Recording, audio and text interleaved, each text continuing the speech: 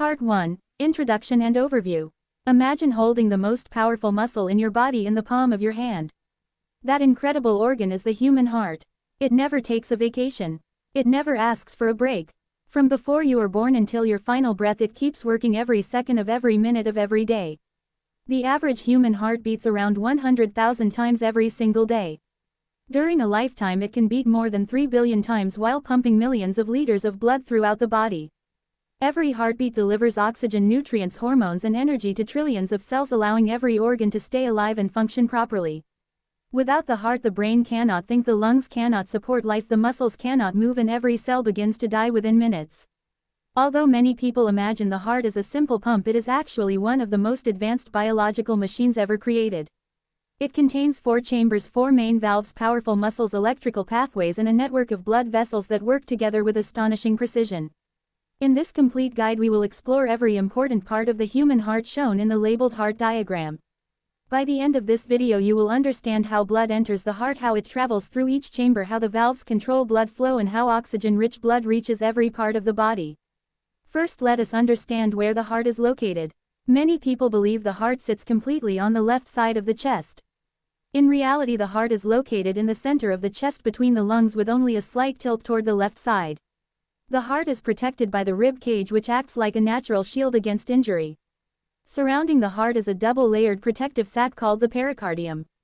This protective covering reduces friction every time the heart beats, allowing smooth movement inside the chest. An adult human heart is approximately the size of a closed fist. Although it is not very large, it performs an unbelievable amount of work every moment. The heart weighs about 250 to 350 grams depending on age, body size, and sex. Despite its small size, it generates enough pressure to push blood through thousands of kilometers of blood vessels. If all the blood vessels in the human body were placed end to end, they would stretch for nearly 100,000 kilometers, enough to circle the Earth more than twice. Every heartbeat begins a remarkable journey. Blood returning from every organ enters the right side of the heart. From there, it is pumped to the lungs, where carbon dioxide leaves the blood and fresh oxygen enters. The oxygen-rich blood then returns to the left side of the heart, which pumps it with great force through the aorta to supply the entire body. This cycle repeats continuously every second of life without stopping, even while you are sleeping, exercising, laughing, or resting. The heart is also unique because it creates its own electrical signals. Unlike many other muscles that require instructions from the brain, every heartbeat starts inside specialized cells within the heart itself. These electrical impulses travel through a carefully organized conduction system, causing each chamber to contract in the correct order. This perfect timing allows blood to move efficiently without flowing backward.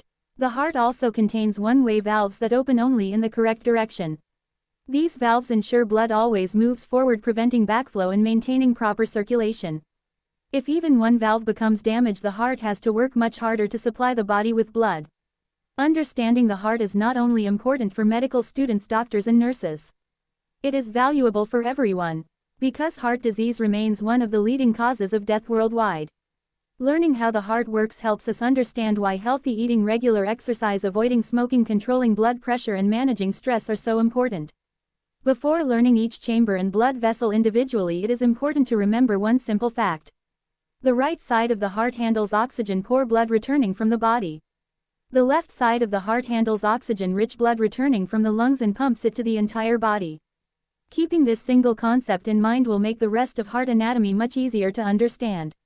In the next part, we will begin with the external anatomy of the heart and study every major structure visible in the labeled heart diagram in detail, including the right atrium, left ventricle, and the major blood vessels that connect them.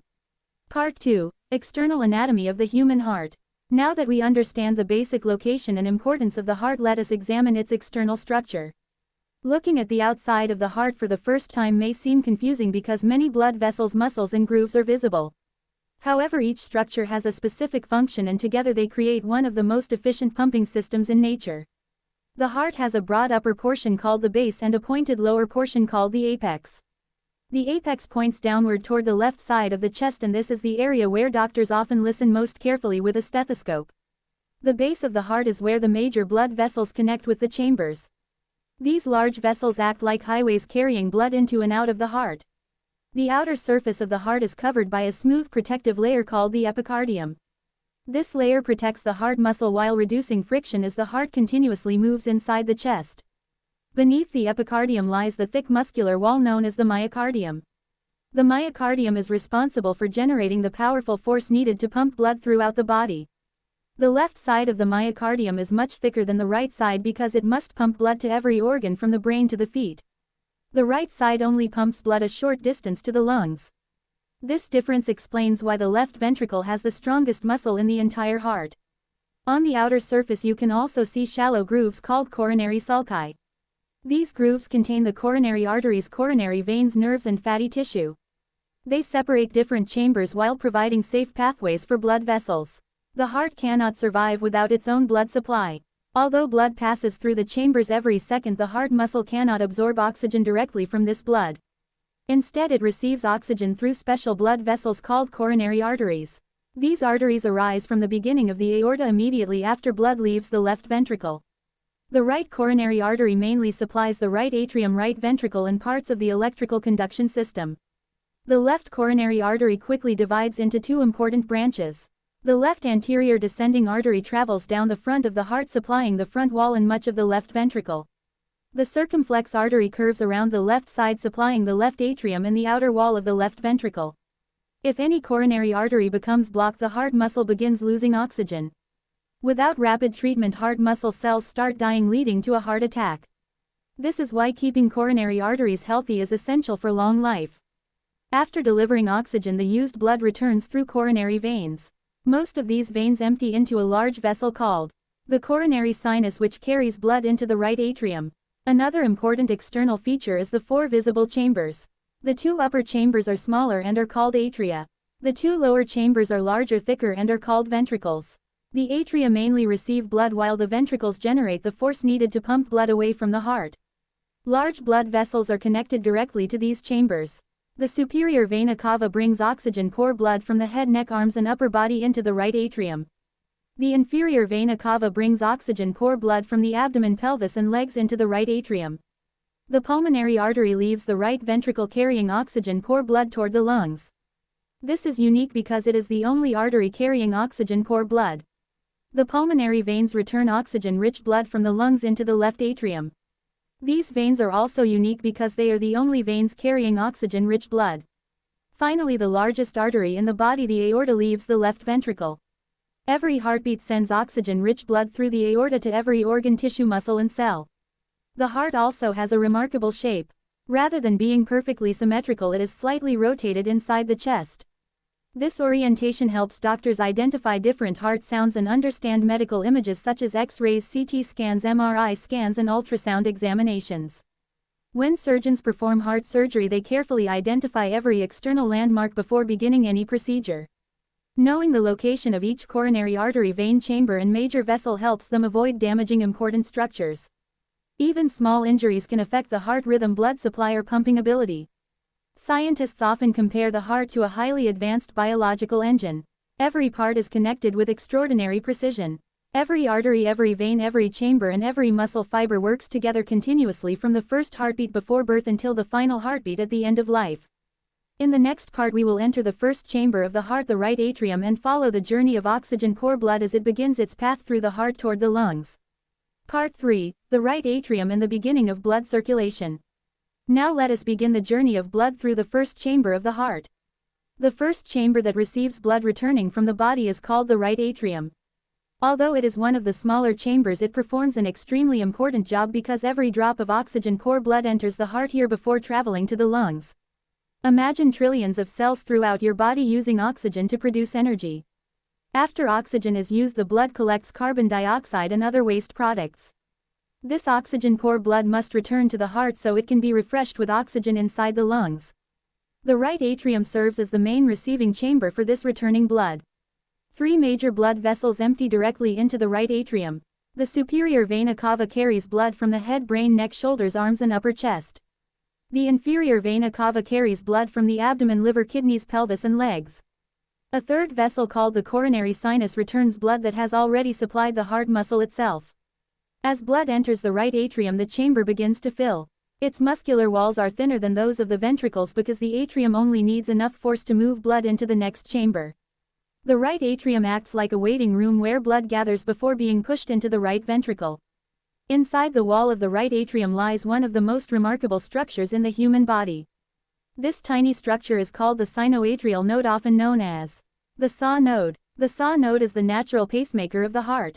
Specialized cells inside this node create tiny electrical signals automatically without requiring instructions from the brain. These electrical impulses begin every heartbeat.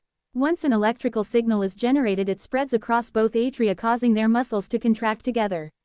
This contraction gently pushes blood downward through the tricuspid valve into the right ventricle. The SAW node normally produces between 60 and 100 electrical impulses every minute in a healthy adult at rest. During exercise, excitement, or stress, the heart beats faster because the nervous system stimulates the SAW node to generate signals more rapidly. During sleep or deep relaxation, the heart slows because fewer signals are produced each minute. This automatic rhythm continues throughout life.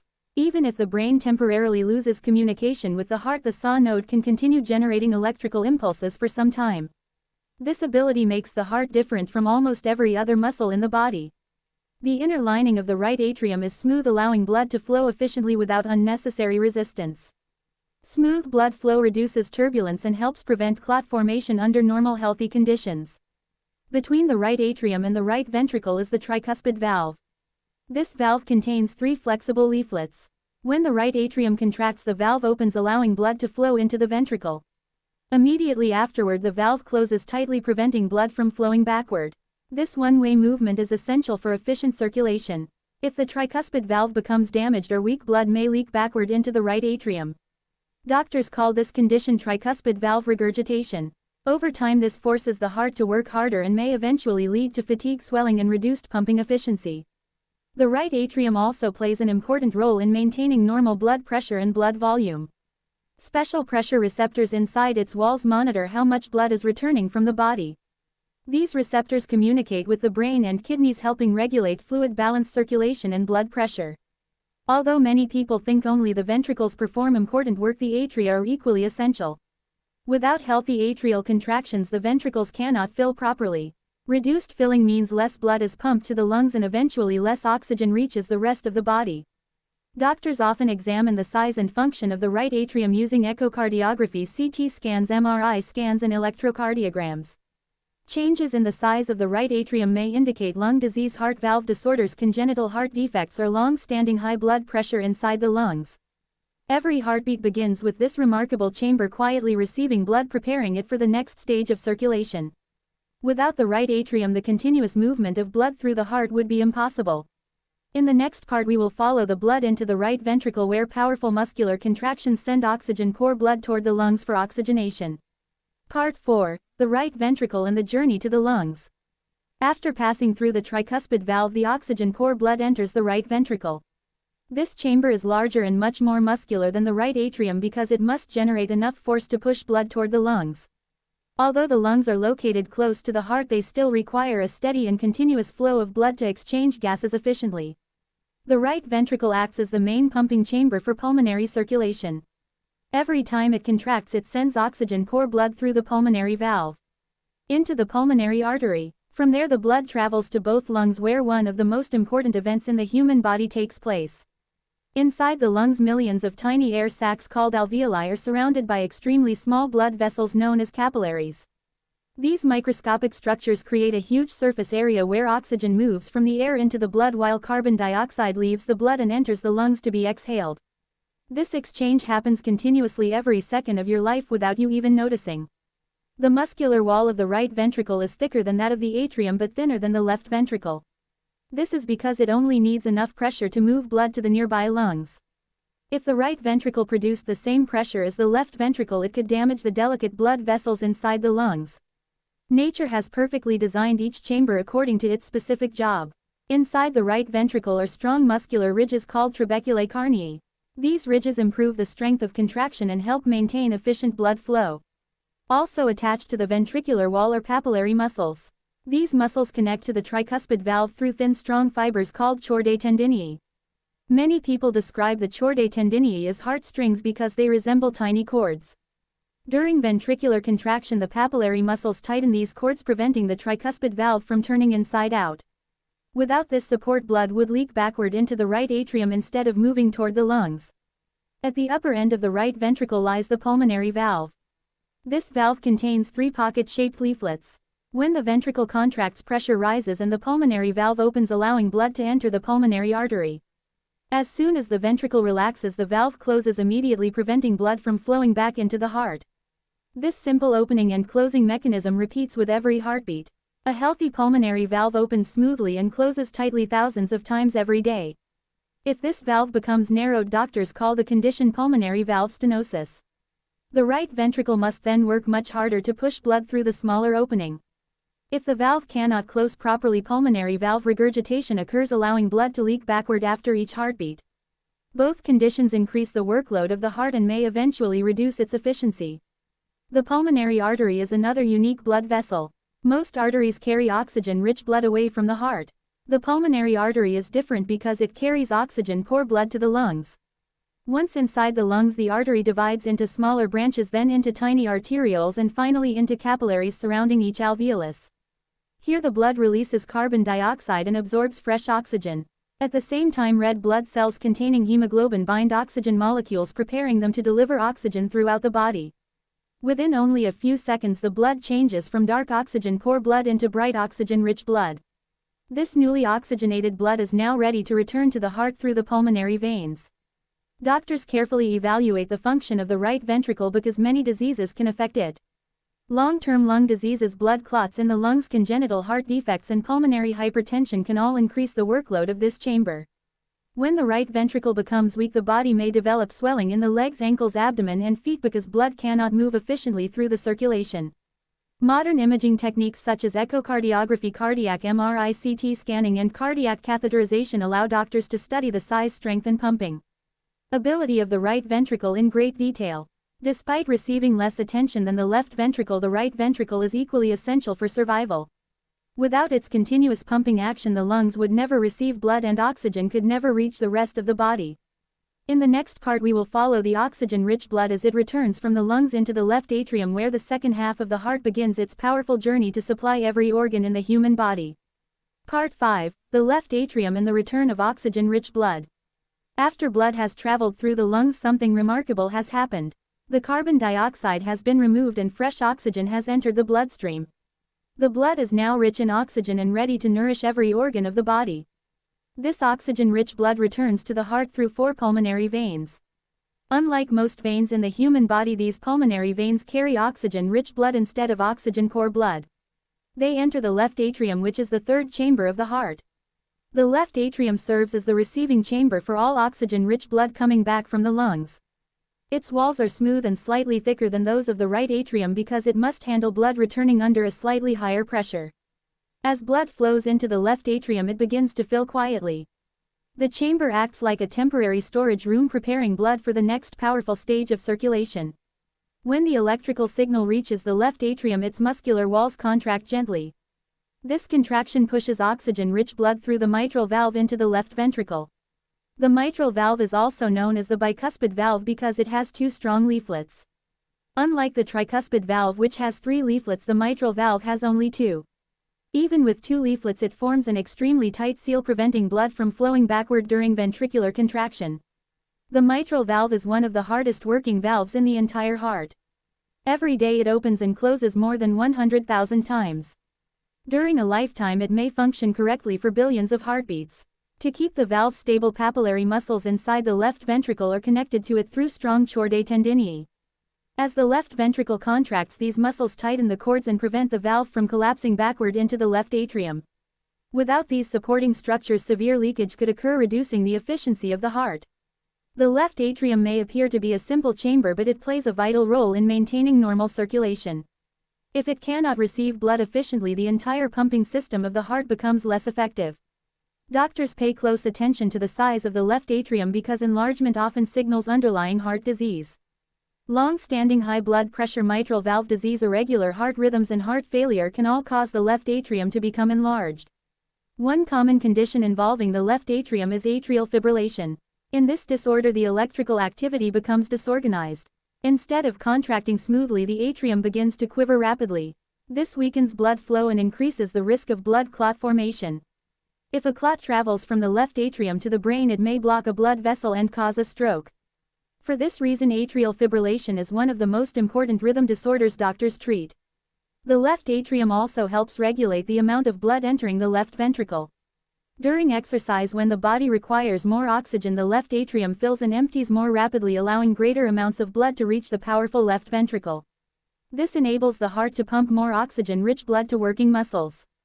Modern echocardiography allows doctors to observe the movement of the left atrium and mitral valve in real time. These images reveal whether the chamber is enlarging, whether the valve is opening and closing normally, and whether blood is flowing smoothly into the left ventricle. Scientists continue studying the left atrium because even small changes in its function may provide early warning signs of heart disease before symptoms become obvious. Every healthy heartbeat depends on the perfect coordination between the pulmonary veins, the left atrium, the mitral valve, and the left ventricle. This coordination ensures that oxygen-rich blood reaches the most powerful pumping chamber without delay.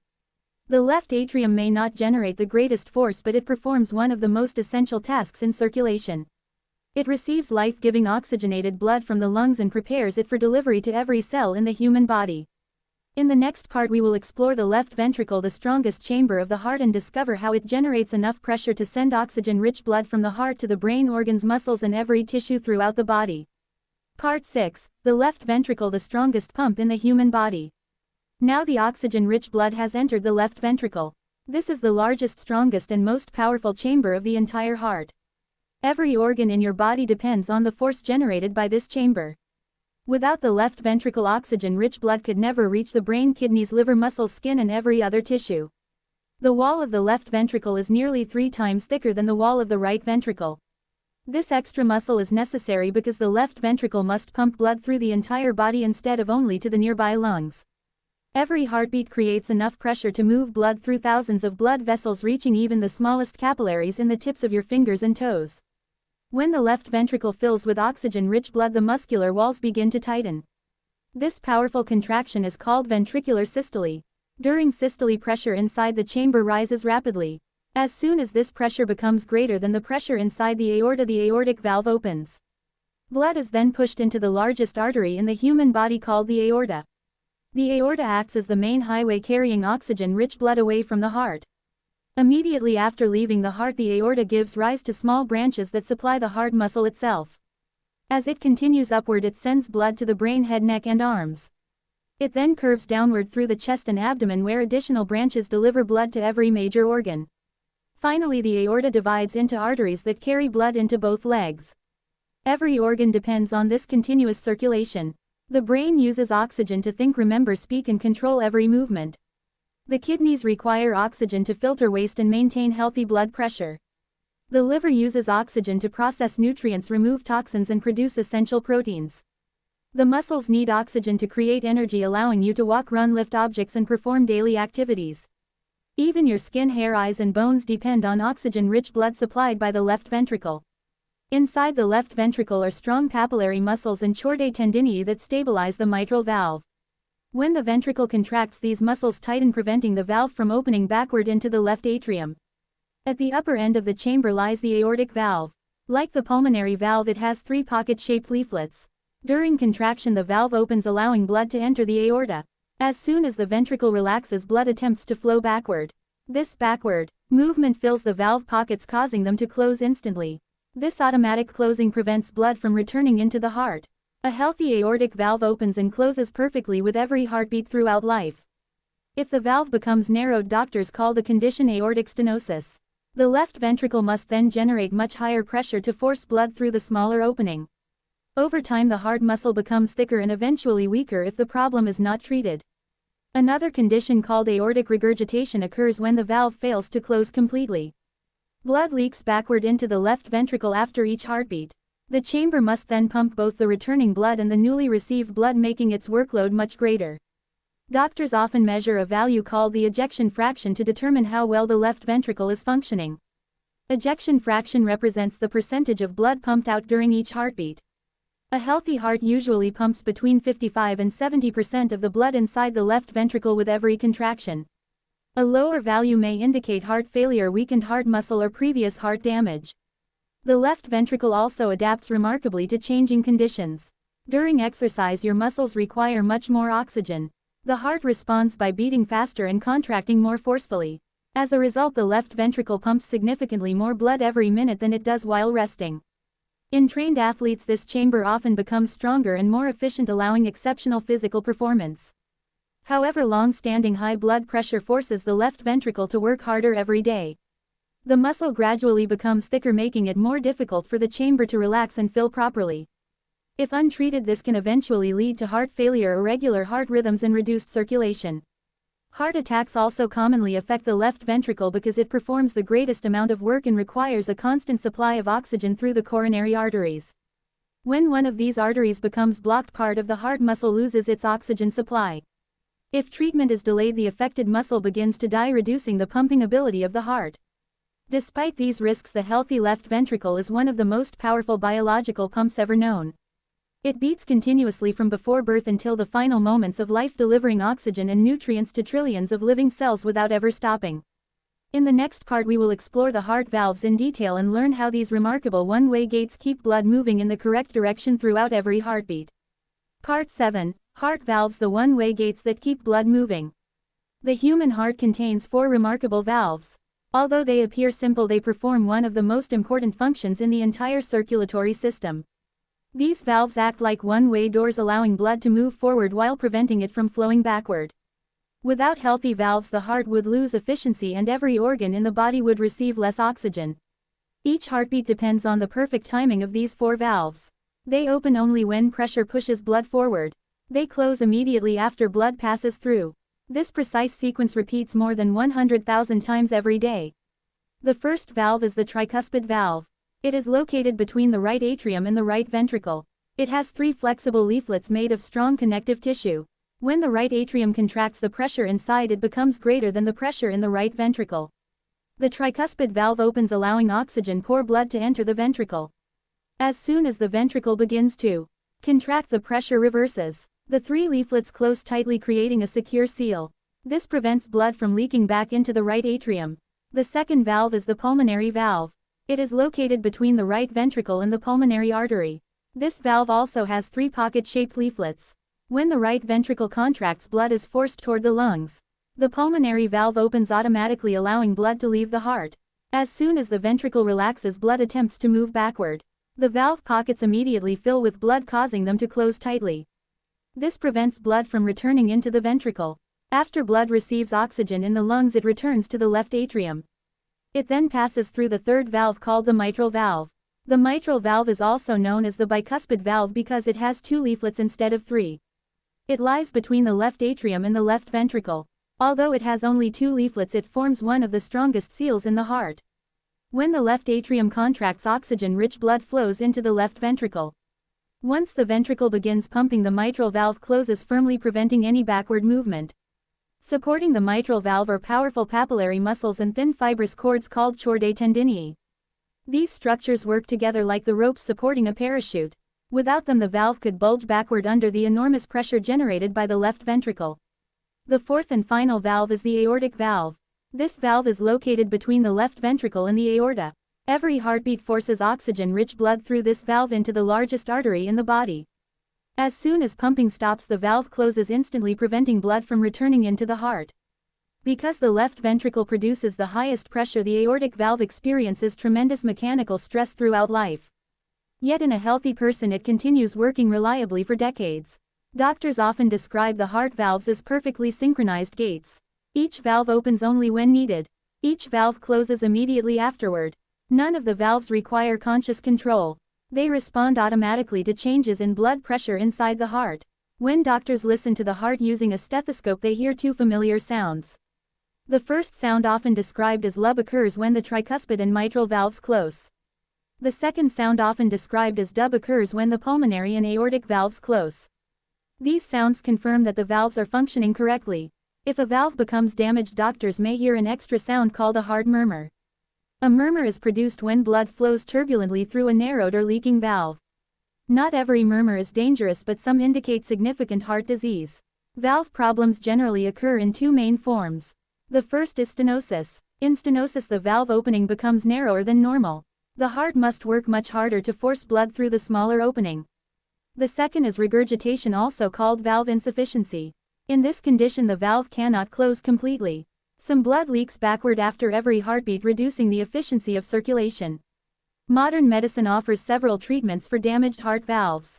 Some patients require medications to reduce the workload of the heart. Others benefit from minimally invasive catheter procedures that repair or replace the valve. In severe cases, surgeons perform open heart surgery to implant an artificial mechanical valve or a biological tissue valve. Thanks to these treatments, millions of people with valve disease continue living active, healthy lives. The heart valves may be small, but they are absolutely essential. Every heartbeat depends on their perfect timing, precision, and durability. Without them, the heart could never maintain the continuous forward movement of blood that keeps every organ alive. In the next part, we will follow the complete pathway of blood through the heart step by step and see how the entire circulatory system works as one perfectly coordinated cycle. Part 8. The complete journey of blood through the heart. Now that we have learned about every chamber and every valve, let us follow the complete journey of blood from beginning to end. Understanding this pathway makes the entire heart much easier to remember. Imagine that every drop of blood has completed its work throughout the body. The cells have used the oxygen and nutrients they needed. At the same time, carbon dioxide and waste products have entered the bloodstream. This oxygen-poor blood now begins its return to the heart. The first destination is the right atrium. Blood from the head, neck, arms, and upper body enters through the superior vena cava.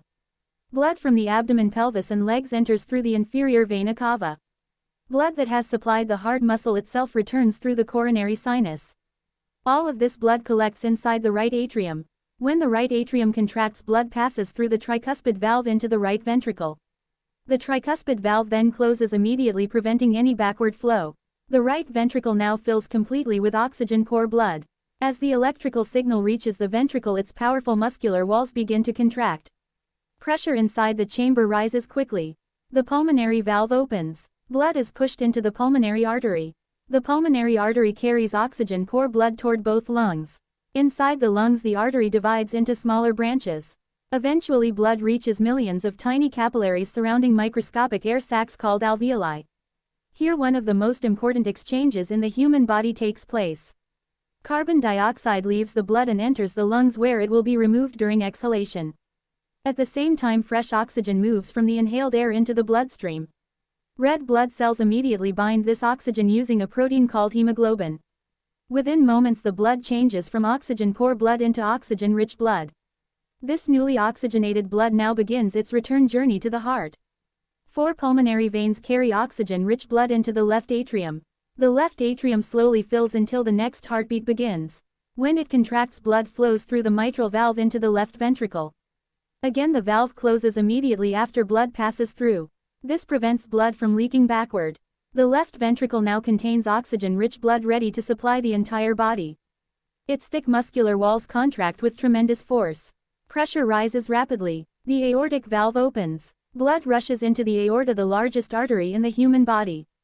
From the aorta, blood enters a vast network of arteries.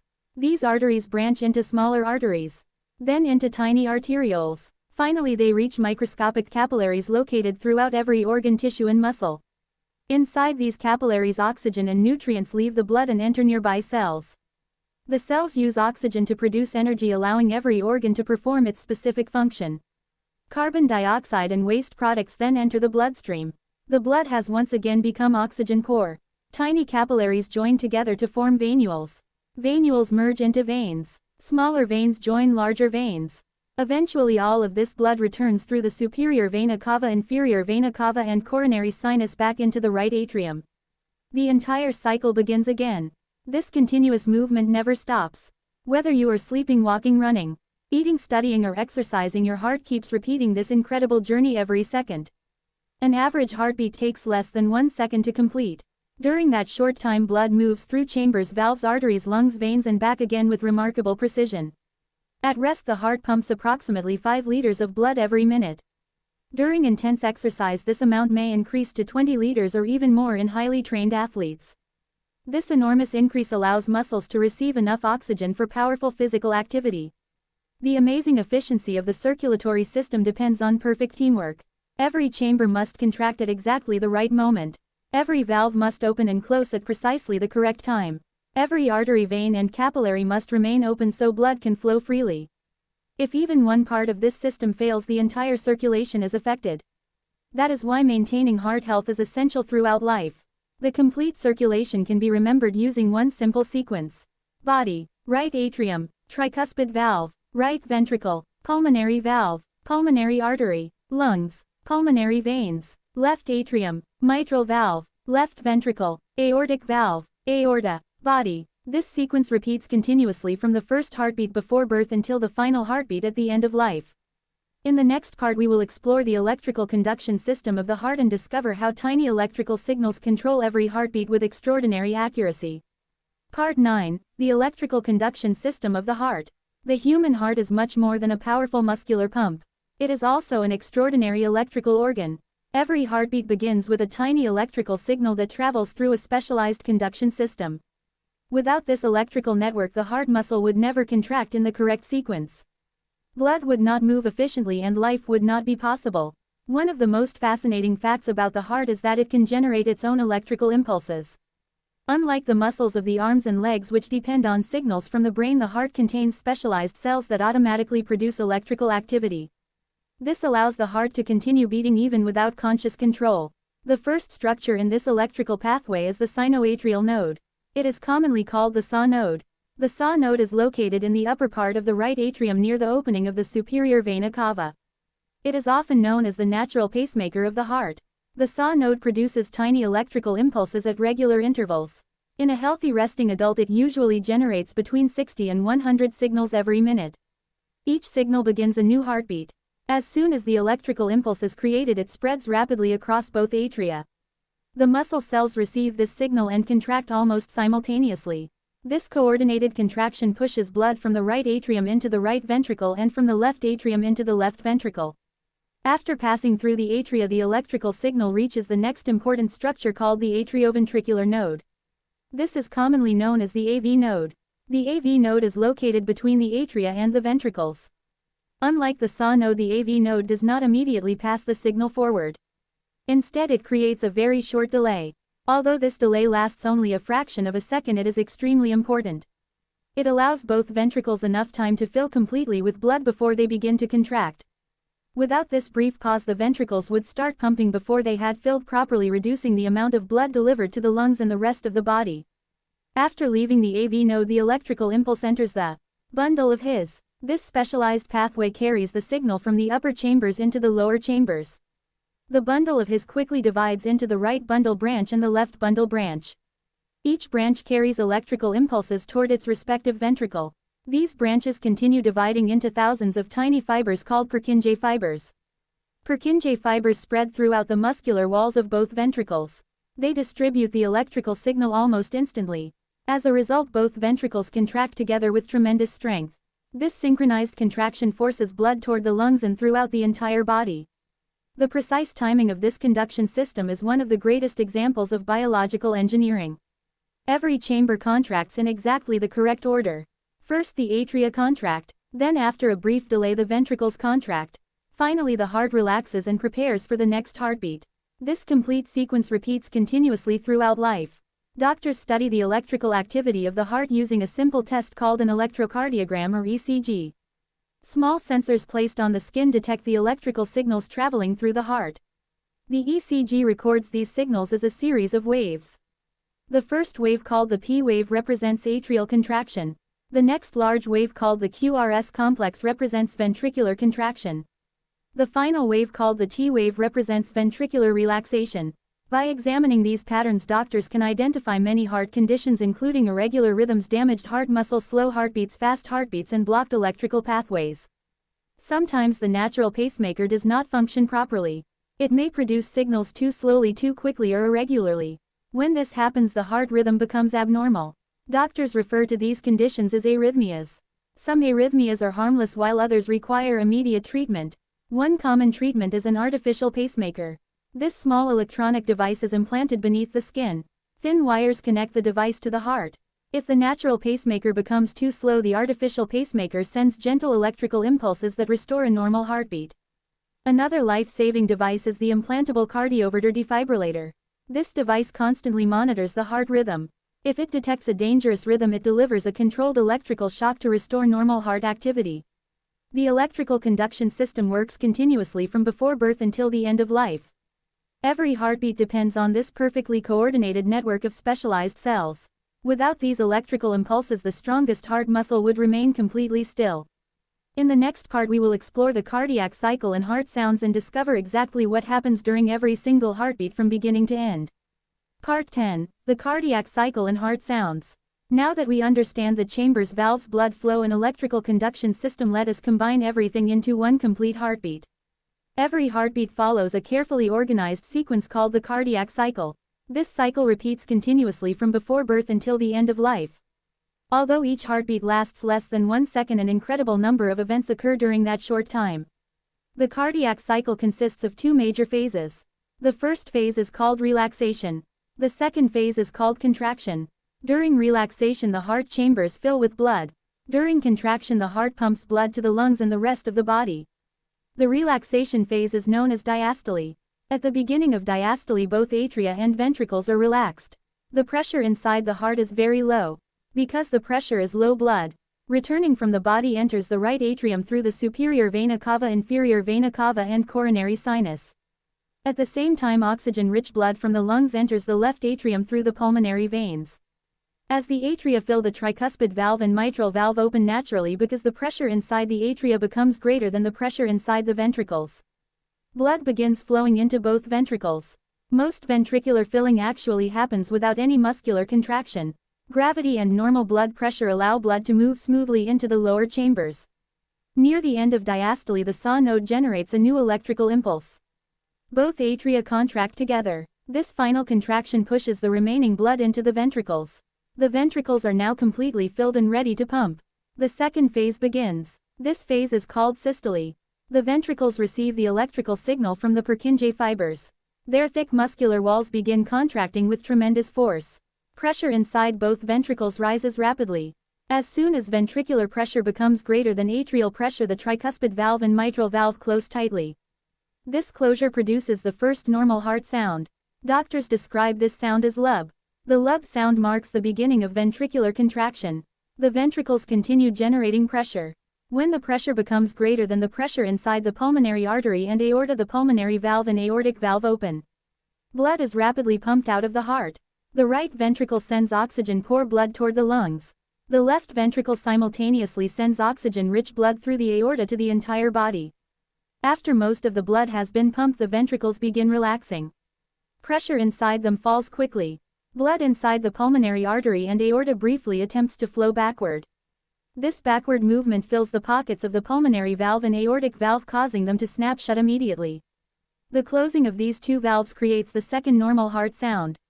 Doctors describe this sound as dub.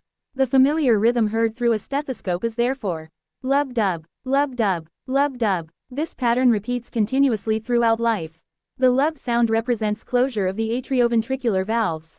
The dub sound represents closure of the semilunar valves. Doctors learn a great deal simply by listening carefully to these sounds. If an extra sound or unusual noise is heard, it may indicate that one of the valves is leaking or narrowed. Such abnormal sounds are called heart murmurs. Some murmurs are completely harmless, while others may require further medical evaluation. The efficiency of the cardiac cycle depends upon perfect timing. The atria must contract before the ventricles. The valves must open only when pressure is correct. The valves must close immediately afterward. Every chamber must relax completely before filling again. Even tiny disruptions can reduce the amount of blood reaching the body. The heart also adjusts this cycle according to the body's needs. During sleep, the heart beats more slowly, allowing longer filling time. During exercise, the cardiac cycle becomes much faster. Although each heartbeat is shorter, the heart pumps much more blood every minute because the contractions become stronger and more efficient. Healthy adults usually have a resting heart rate between 60 and 100 beats per minute. Well-trained athletes often have slower resting heart rates because each heartbeat pumps a larger amount of blood. During intense exercise, heart rates may rise to 150 or even 200 beats per minute depending on age, fitness and activity level. Despite these changes, the sequence of the cardiac cycle always remains the same: relaxation, filling, atrial contraction, ventricular contraction, blood ejection, valve closure, relaxation again. This beautifully coordinated cycle repeats billions of times throughout an average lifetime. Every heartbeat is another perfect example of the extraordinary design and efficiency of the human heart. In the next part we will explore coronary circulation, heart diseases, risk factors, prevention and practical ways to keep your heart healthy for life.